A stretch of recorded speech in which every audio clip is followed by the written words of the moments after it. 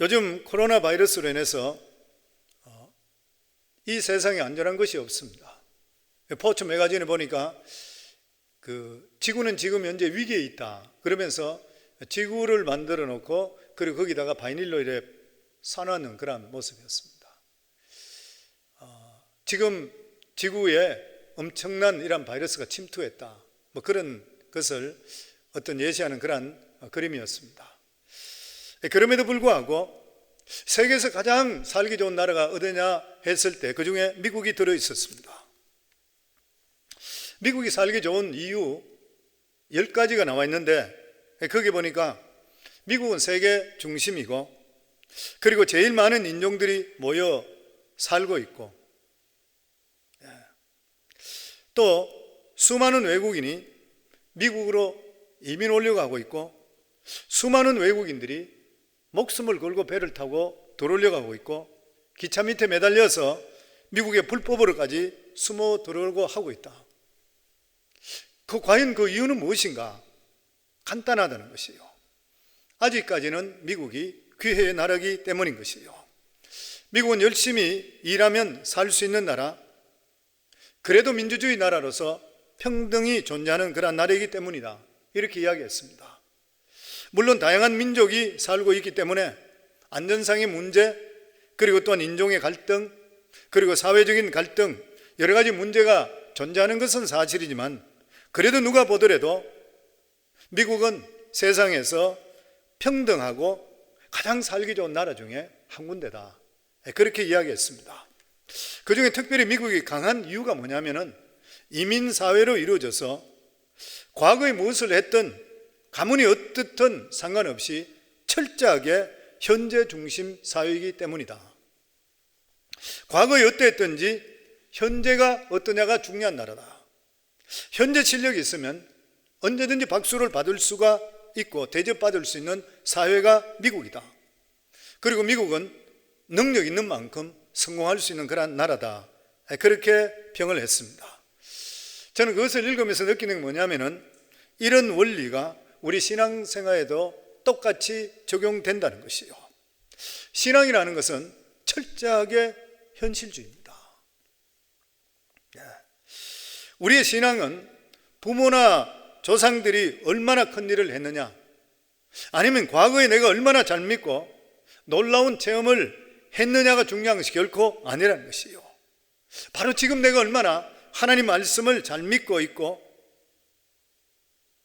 하나님께서 원하는 삶을 살고 있는 것인가. 내가 타락된 생활을 버리게 되고 하나님께서 원하시는 삶만 살게 된다면 언제든지 그 사람은 축복을 받을 수 있는 것이요.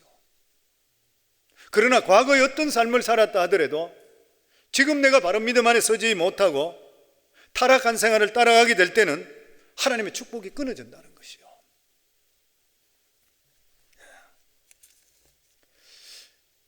반면에 내가 과거에 어떤 삶을 살았다 한다 하더라도 내가 하나님 말씀만 붙들게 될 때는, 내가 어떤 비참한 삶을 살았다 하더라도 하나님께서 우리 삶을 최고의 삶으로 만들어 주신다는 것이요. 이게 바로 신앙이 가지고 있는 위대한 힘인 것입니다. 오늘 본문은 모세가 출애굽 이후에 태어난 2세들에게 모압 광야에서 전한 하나님의 말씀입니다. 그 내용은 과거에 모세가 시내산에서 전했던 것과 거의 같은 그런 내용입니다. 그런데 이 말씀이 선포되는 그런 분위기는 완전히 틀립니다.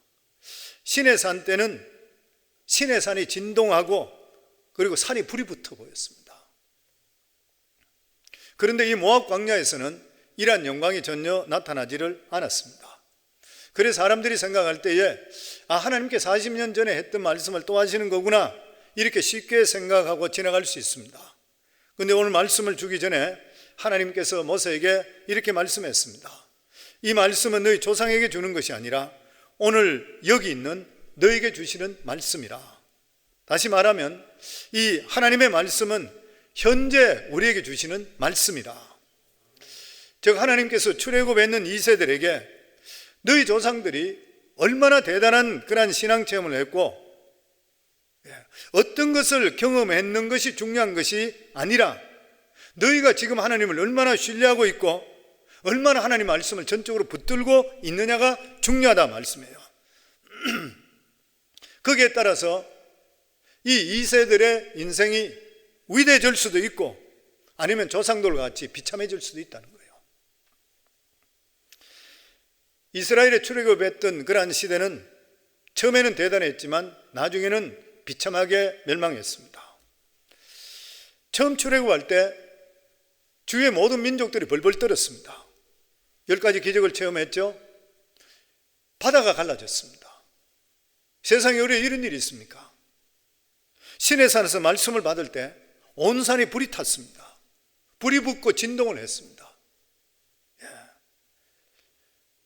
그런데 그들 모두 다가 광야에서 죽었습니다. 오직 여호수아와 갈렙 외에는 요단강을 건너서 약속의 땅에 가지를 못했습니다. 왜 그런 것이에요? 현실의 상황을 그들은 실제라 생각했고 하나님 말씀을 추상적이라 생각했습니다. 현실에 부딪히게 됐을 때에 하나님 말씀은 현실과 맞지 않다고 생각했는 것이에요. 결국 이 사람들은 하나님 말씀을 신뢰하지 못함을 통해서 망해버렸습니다. 그런데 지금 모세의 설교를 듣고 있는 출애굽 2세들은 정반대입니다. 시작은 아주 미약했습니다. 나중은 창대해졌습니다. 그들은 광야에서 태어났고 위대한 체험도 없었습니다. 그러나 이들이 광야에서 하나님 말씀으로 훈련받고 결사적으로 말씀을 붙들었을 때 그 결과는 여러 가지 수많은 기적을 보았던 1세들이 건너지 못했던 요단강을 건넜고 여리고성은 손을 대지 않은데도 무너뜨렸고 나중에는 태양을 머물게 하는 능력을 체험했고 하나님께서 아브라함을 통해서 주시고자 약속했던 이 가나안 땅을 차지하게 되었습니다. 그렇기 때문에 오늘날 젊은이들 아니면은 이제 예수 믿고 얼마 되지 않은 그러한 분들, 이러한 분들 여러 가지 신앙 체험이 많이 하는 그러한 경우에 있는 이러한 분들이라 하더라도 이스라엘의 2세와 마찬가지로 말씀만 부여잡으면 하나님의 능력을 체험할 수 있게 된다는 것이요. 능력의 말씀을 부여잡고 세상을 따라가지 않을 때에 인생을 바꾸는 위대한 축복을 분명히 받게 되는 그러한 역사가 임하게 되어 있다고 하는 것입니다. 1절에 3절까지 다시 같이 읽습니다. 모세가 온 이스라엘을 불러 그들에게 이르되 이스라엘아 오늘 내가 너희의 귀에 말하는 규례와 법도를 듣고 그것을 배우며 지켜 행하라. 우리 하나님 여호와께서 호렙산에서 우리와 언약을 세우셨나니 이 언약은 여호와께서 우리 조상들과 세우신 것이 아니요 오늘 여기 살아있는 우리 곧 우리와 세우신 것이라. 모세가 40년 전에 했던 선포를 광야에서 자란 세대들에게 다시 들려주고 있습니다. 그러나 이것이 과거의 말씀이 아니라 현재의 말씀이라는 것이 하나님의 놀라운 그러한 점인 것입니다. 모세가 40년 전에 했던 이 십계명을 그대로 선포하지만 이 말씀은 반복이 아니라 새로운 것이라. 사람들의 습관 중에 하나가 뭐냐면은 과거와 비슷한 말씀을 선포받게 될 때는 이 말씀 옛날에 한번 들었지 이렇게 생각하고 대수롭지 않게 넘어갑니다. 그러나 성도님들, 말씀은 항상 새롭습니다. 하나님 말씀을 오늘 나에게 주시는 말씀이라 들으면 그 말씀은 반드시 살아서 역사하게 되어 있는 것이요.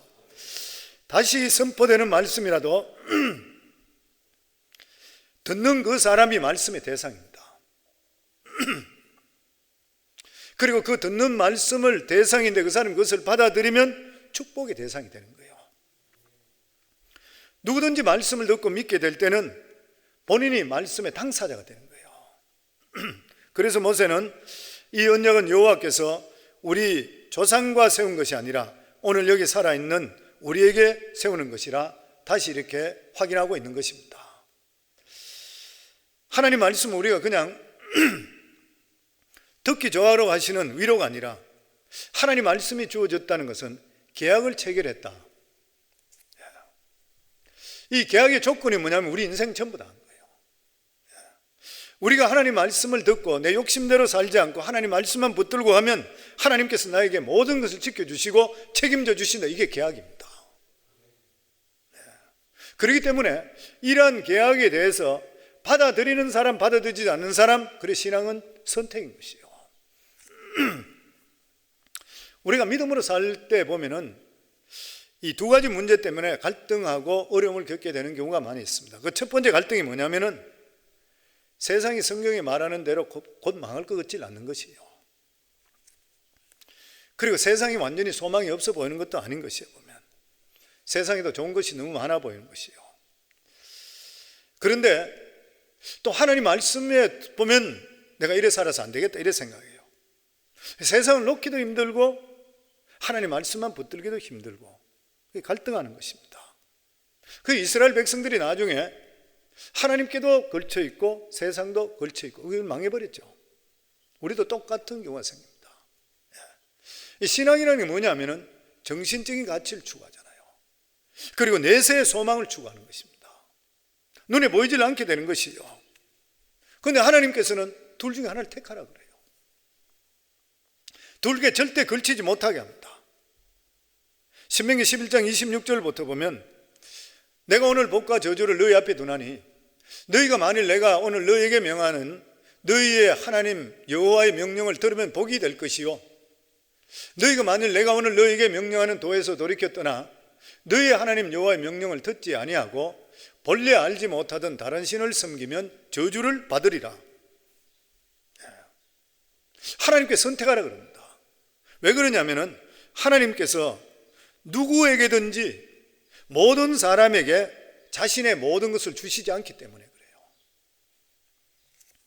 오로지 하나님께서는 자신의 생명과 미래의 모든 것을 다 맡긴 사람에게 어느 누구도 가지지 못하는 하나님의 능력과 천국을 약속해 주시는 거예요.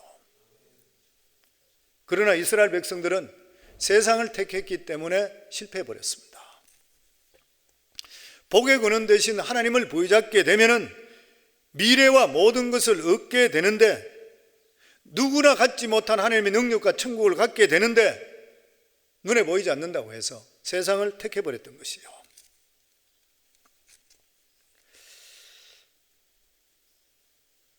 우리가 하나님이 주시는 최고의 좋은 능력을 받으려면 우리 삶에도 하나님을 선택해야 되는 것이고 그만큼 희생할 수가 있으셔야 됩니다.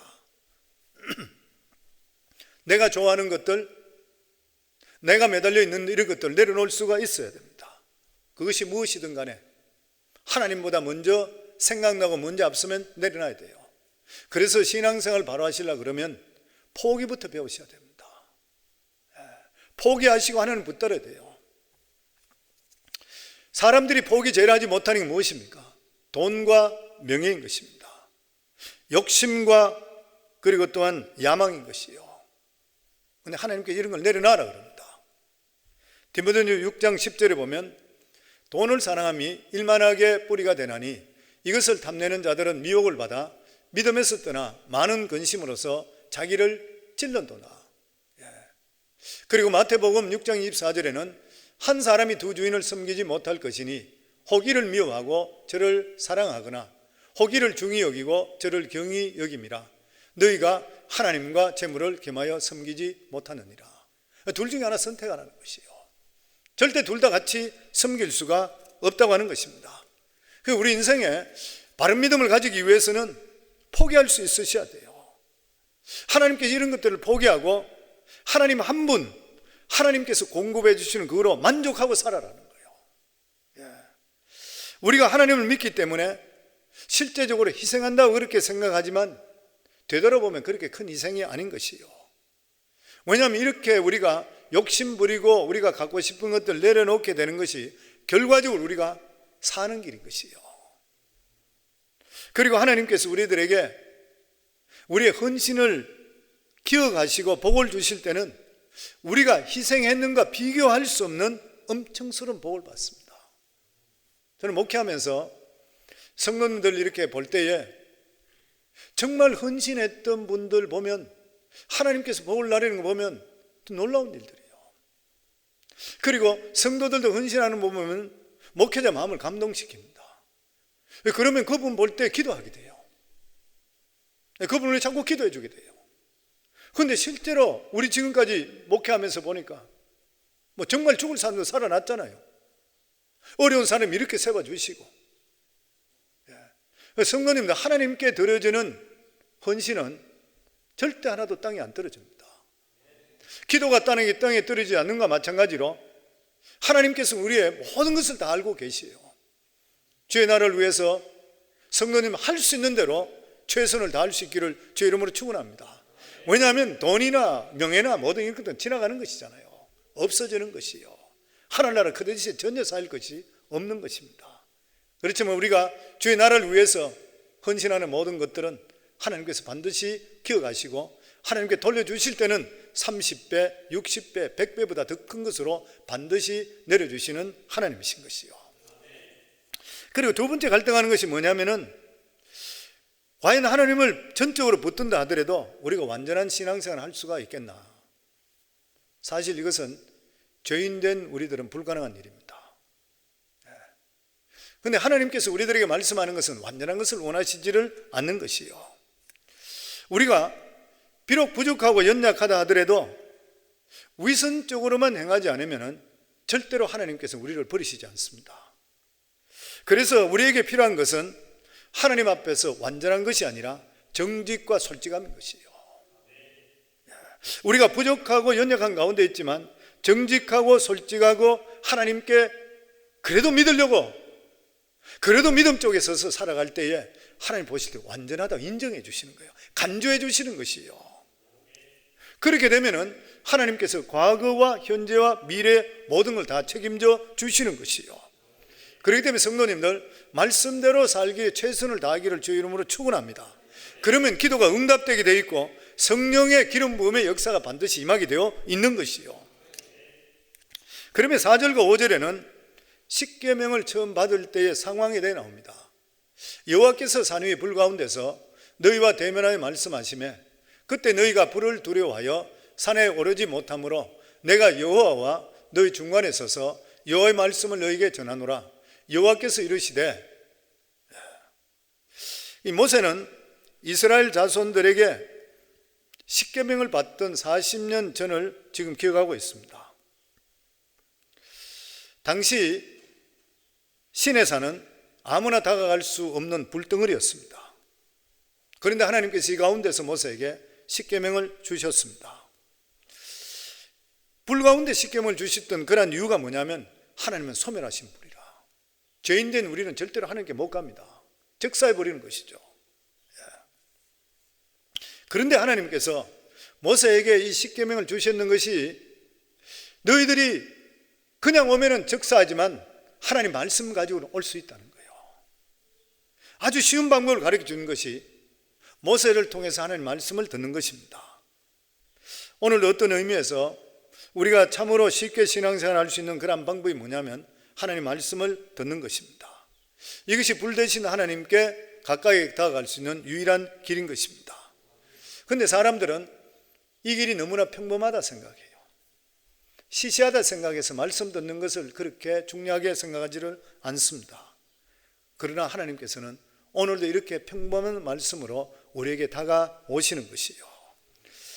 그리고 둘째, 하나님께서 이 불 가운데서 십계명을 주시는 그런 이유가 뭐냐면 말씀이 불이다, 이걸 가르쳐 주시기 위해서입니다. 하나님의 능력의 불이 말씀 속에 들어있습니다. 죄인들이 그냥 하나님께 나가려면 불에 타 죽게 되어 있지만 말씀 속에 들어있는 불은 살리는 불인 것이고 치료의 불인 것이고, 그리고 죄를 회개케 하는 그런 불인 것이고, 우리에게 능력을 주시는 불인 것이에요.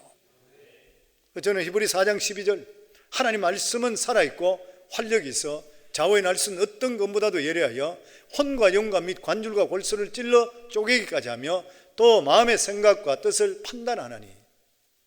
저는 이 말씀 들을 때마다 고스키 목사님 생각나요. 고스키 목사님 생각나요. 세계 선교, 한인 선교 대회 전체 사무총장으로 있는 분, 예전에 집회 와서 했던 그 간증, 자기 교회 성도 중에 청과상 하는 뉴욕에서 청과상 성도 중에 40대 초반인데 골수암에 걸려서 골수암을 치료할 수 있는 방법을 찾지 못해서 말기에 돼서 거의 죽게 됐다 그랬죠. 목사님은 그 집사님이 교회 헌신했던 안수 집사님인데, 헌신한 걸 생각하면서 그 새벽마다 하나님께 부르짖고 기도했다 그러죠. 그래도 어떤 방법이 없었는 것이요. 그래도 어느 날 갑자기 말씀이 마음에 드는 거예요. 하나님 말씀은 살았고 운동력이 있어 좌우의 날씨는 어떤 것보다도 예리하여 혼과 영과 및 관절과 골수가 들어가는 거예요. 갑자기. 하나님 말씀은 골수함도 치료할 수 있겠구나. 믿음이 들어가는 거예요. 그래서 그분이 새벽기도 끝나고 나서 바로 그 청과상으로 가서 힘없이 앉아있는 집사님에게 오늘 하나님께 주시는 말씀을 받았습니다. 그리고 안수 기도했대요. 그러고 나서 그분이 하기를 나았겠습니까? 나았지 않았겠습니까? 바로 나았다는 것이요. 성도님, 이것이 현재 살아계신 하나님의 말씀의 능력입니다. 아멘. 그러면서 하나님께 십계명을 주신 이유에 대해서 신명기 5장 6절부터 말씀합니다. 같이 읽습니다. 나는 너를 애굽 땅 종되었던 집에서 인도하여 낸 내 하나님 여호와라. 나 외에 다른 신들을 내게 두지 말지니라. 너는 자기를 위하여 새긴 우상을 만들지 말고 위로 하늘에 있는 것이나 아래로 땅에 있는 것이나 땅 및 물속에 있는 것에 어떤 형상도 만들지 말며 그것들에게 절하지 말며 그것들을 섬기지 말라. 나 내 하나님 여호와는 질투하는 하나님인즉 나를 미워하는 자의 죄를 갚되 아버지로부터 아들에게 3, 4대까지 이르게 하거니와 나를 사랑하고 내 계명을 지키는 자에게는 1000대까지 은혜를 베푸니라. 하나님께서는 십계명을 주신 그런 이유가 뭐냐면 하나님 이스라엘 백성들의 너희 존재 목적이 뭐냐는 거예요. 이스라엘 백성, 예수 그리스도로 말미암아 하나님의 백성 되는 사람이 이 세상에 존재하는 것은 자기의 행복만을 위해서 존재하는 것이 결코 아니라는 것이요. 물론 하나님을 믿는 사람은 축복하시고 모든 삶을 아름답고 풍성하게 하나님 만들어 주십니다. 그러나 그것이 그 존재의 1차적인 목적은 결코 아니라고 하는 것이요. 하나님의 백성이 이 세상에 존재하는 그런 목적이 뭐냐면 하나님은 살아계시다를 나타내셔야 돼요. 하나님이 이 세상을 창조하시고 우리 인간을 만드셨기 때문에 하나님이 만든 모든 인간이나 피조물로부터 하나님은 영광을 받으시기에 합당하신 분이에요. 그리고 모든 피조물은 하나님의 영광을 위해서 존재하는 것이요. 만약에 이스라엘 백성이 하나님의 존재를 나타내지 않고 자기의 행복만 추구하게 된다면 이스라엘 백성들은 더 이상 하나님 앞에 필요한 존재가 아닌 것이요. 우리들도 마찬가지인 것입니다. 그런데 하나님의 살아계심을 나타내는 것은 결코 쉬운 일이 아닌 것입니다. 그런데 하나님께서 하나님의 백성들에게 하나님의 살아계심을 나타내는 길을 주신 것이 뭐냐면 우리의 예수 믿고 나서 변화된 모습인 것이요. 이전 것은 지나갔으니 보라 새 것이 되었도다.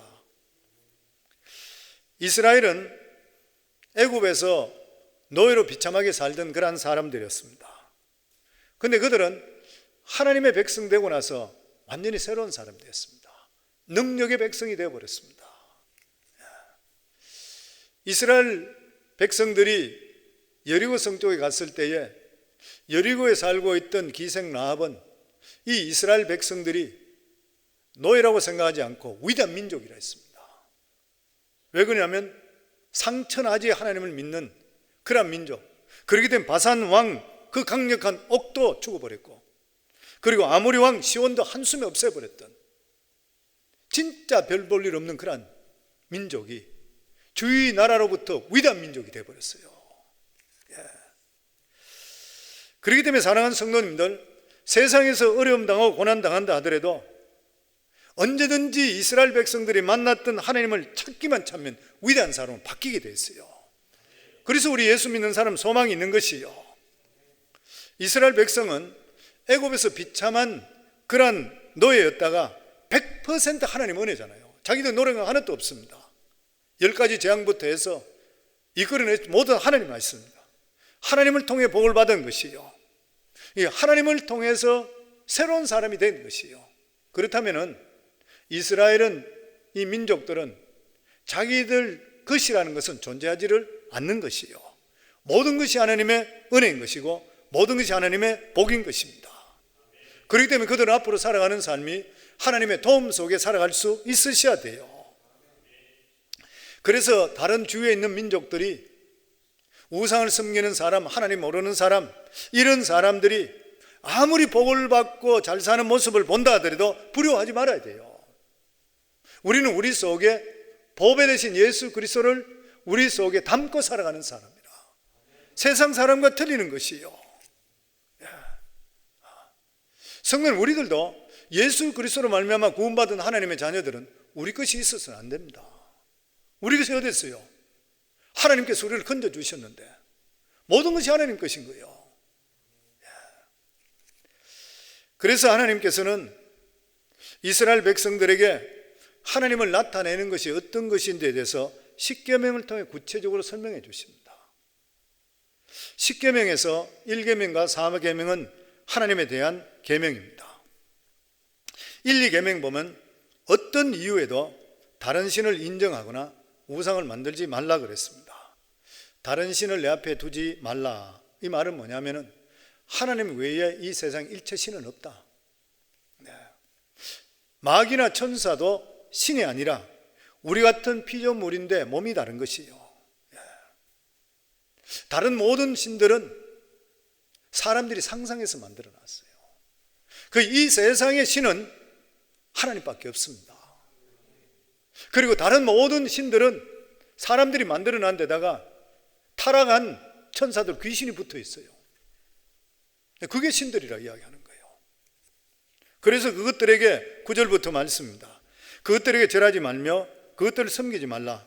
나 내 하나님 여호와는 질투하는 하나님인즉 나를 미워하는 자의 죄를 갚되 아버지로부터 아들에게 3, 4대까지 이르게 하거니와 나를 사랑하고 내 계명을 지키는 자에게는 천대까지 은혜를 베푸느니라. 오늘 본문에 보면 하나님을 미워하는 자는 하나님께서 그런 자의 죄를 자식 3, 4대까지 갚겠다 그렇게 말씀합니다. 어떤 분은 이것을 이렇게 표현했습니다. 신앙 자세가, 부모의 신앙 자세가 잘못되면 자손이 3, 4대까지 바른 신앙으로 들어오기가 어렵다. 보호를 받지를 못한다. 부모의 신앙이 얼마나 중요한지 모른다. 부모가 올바른 신앙을 갖지 못함을 통해 그 자손 3, 4대까지 하나님 복에서 은침을 받는다. 그러나 하나님을 사랑하고 그 계명을 지키는 자는 천대까지 복을 받는다. 하나님을 사랑하는 자와 계명을 지키는 자가 동의한 것이죠. 같은 것인 거예요. 그러면 천대까지 복을 받는다. 부모가 말씀을 사랑하고 목사가 말씀을 사랑하면 그들의 자녀와 그 교회 성도도 복을 받는다. 천대까지 부흥의 불길이 일어난다. 그 말씀인 것이요. 그래서 자식이 복을 받게 하는 그런 방법은 부모 자신이 하나님의 말씀을 사랑하셔야 돼요. 그러면 저절로 자식들은 세상으로 나갔다가도 들어오게 되어 있고 복을 받게 되어 있다는 것이요. 성도는 복의 장소에 있는 게 굉장히 중요합니다. 이 세상에 복의 장소가 어디 있습니까? 하나님 말씀 있는 장소. 교회잖아요. 그래서 교회를 떠나면 강도맞게 되어 있습니다. 성도님, 신앙적으로 떠나 있는 사람, 잘 되는 사람 봤습니까? 한 사람도 못 봤습니다. 지금은 괜찮을지 모르지만 신앙이 좀 떨어져 있으면 나중 가면 반드시 어려움이 오게 되어 있는 것이죠. 그래서 우리가 죽으라고 매달려야 돼요. 그러면서 하나님께서 하나님의 백성의 존재 목적이 하나님을 나타내는 일이라면 4계명을 반드시 지키라. 명령입니다. 12절에 보면 내 하나님 여호와가 내게 명령한 대로 안식일을 지켜 거룩하게 하라. 왜 하나님께 이스라엘 백성들에게 안식일을 강제 명령으로 주셨을까요? 그것은 노예 의식에서, 노예라는 건 안식이 없잖아요. 그 사람들 일만 하는 것밖에 없습니다. 죽도록 일하는 것, 먹는 것, 이게만 훈련된 것이에요. 그런데 하나님께서 노예 근성에 벗어나야 된다. 그래서 6일은 일하고 하루는 쉬라는 것이요. 인간은 어떤 일을 하면 욕심이 생기게 되어 있습니다.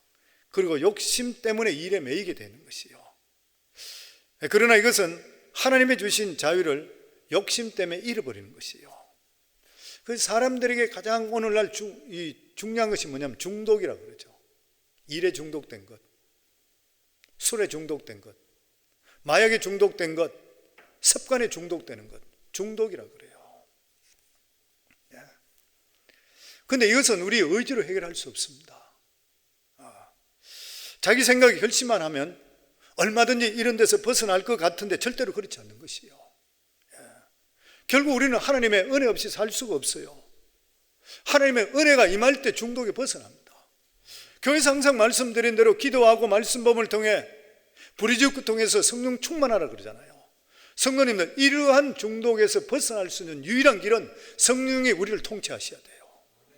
성령이 통치하시게 되면 마약하던 사람 마약 포기가 싫어져요. 술 중독되고 담배 중독된 사람 포기가 싫어져요. 나쁜 습관 가진 사람이 끊고 싶고 그렇게도 안 되던 것이 갑자기 싫어져 버려요. 하나님의 능력 아니고 할 수가 없는 것이잖아요. 그리고 우리 예수 믿는 사람은 어떤 일에서 벗어나기 위해서는 내가 노력해야 되는 것이 아니라 하나님께 엎드려서 그냥 부르짖어야 됩니다. 그러면 하나님 능력 주시고 그것을 힘으로 끊는 것이 아니라 싫어지게 되고 떠나버리게 돼요. 이러한 역사 우리 성도들에게 다 임하기를 주 이름으로 축원합니다. 마지막으로 모든 길은 하나님 말씀에 있다 그랬습니다. 우리 32절에서 33절 같이 읽습니다. 그런즉 너희 하나님 여호와께서 너희에게 명령하신 대로 너희는 삼가 행하여 좌로나 우로나 치우치지 말고 너희 하나님 여호와께서 너희에게 명령하신 모든 도를 행하라. 그러면 너희가 살 것이요 복이 너희에게 있을 것이며 너희가 차지한 땅에서 너희 날이 길리라. 이 세상 모든 사람들은 다른 사람이 가는 넓은 길을 가고 있는데 그 길은 욕망의 길이라 멸망의 길이라 그랬습니다. 그런데 또 다른 길이 있습니다. 이 길은 이 세상에 살면서 하나님 말씀을 지키고 하나님께 하라고 하는 일들을 하는 그러한 길인 것이에요. 그런데 이것이 사는 길이라. 그런데 이것은 좁은 길이라 그랬습니다. 사랑하는 성도님들, 하나님은 어제나 오늘이나 영원토록 동일한 것이에요. 하나님 말씀 안에는 반드시 길이 있다는 것을 아시기를 주 이름으로 축원합니다. 바로 하나님의 길은 홍해 밑에 있던 그 길, 광야 40년 동안 굶지 않게 했던 그러한 길, 가나안 땅을 정복하게 했던 기적의 길, 말씀 안에 들어있다고 하는 것이요. 하나님께서는 오늘도 우리에게 약속하셨습니다. 우리가 하나님 말씀을 붙들고 교만하지 않고 죄 짓지만 않으면 하나님께서 이스라엘 백성들을 가나안 땅까지 인도해 주신 것 같은 이러한 복을 우리에게도 주시겠다. 왜냐하면 하나님은 오늘도 현재 살아계신 하나님이시기 때문에. 그러나 하나님께서 이 길은 좌로나 우로나 치우치기 쉽다 그랬어요. 무슨 말이에요? 좌로우로나 당긴다는 거예요. 우리가 이 길을 가는데 악한 것들이 끌어당겨요. 믿음 없는 사람이 믿음 없도록 끌어당겨요. 세상에 빠져들도록 만드는 것이에요. 왜냐하면 우리가 이 가는 길은 눈에 잘 보이지 않는 길이에요. 그래 다른 사람들이 좌에서 우에서 끌어당기는 것이에요. 그래서 우리 삶에 믿음의 의지가 필요합니다. 그래서 믿음은 결단인 것이에요. 오늘도 사랑하는 성도님들, 이 주일날 영상으로 예배 드리지만 마음의 자세를 가지시고 내가 오늘 예배 드리면 은혜 받겠다, 예배 자리에 나와 계시는 분 결단이잖아요. 우리 믿음의 삶은 항상 결단입니다. 그리고 이렇게 결단하는 것을 하나님께서 보고 기뻐하셔서 하나님의 은혜가 그 속에 임하게 되어 있는 것이죠. 우리는 예수 그리스도로 말미암아 구원받은 하나님의 자녀들인 것입니다.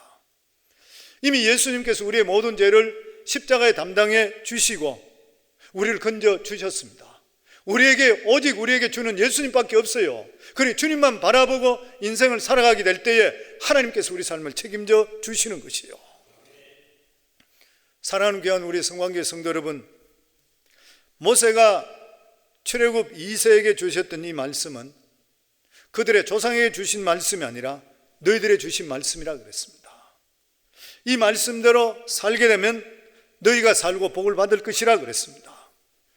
그러나 이 말씀은 항상 동일하신 하나님의 능력이 출애굽에 있는 2세만 주신 말씀이 아니라 살아계신 하나님께서 오늘도 우리에게 주시는 말씀이고, 앞으로 우리 자녀들에게 주시는 똑같은 말씀이고, 수백 년이 지나서 우리 후손들에게 주시는 똑같은 말씀이고, 그리고 이 말씀을 우리 마음속에 가질 때마다 하나님의 능력은 나타나게 되어 있는 것이요.